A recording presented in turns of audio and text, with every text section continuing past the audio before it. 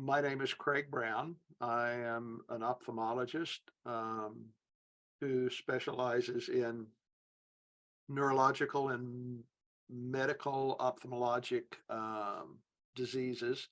Well, I'm here today to talk about ocufolin, which is a medical food that we developed to reverse diabetic retinopathy and small vessel disease in the eye, which includes strokes and several other diseases that rob us of vision.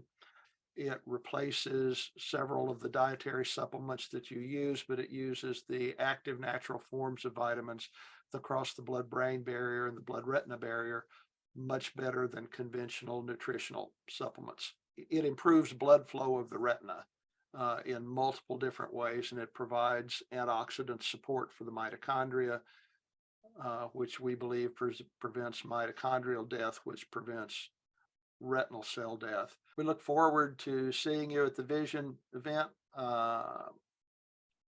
listening to your questions and taking time together to explore this and the several other wonderful modalities that Dr. Condroid is bringing to the table.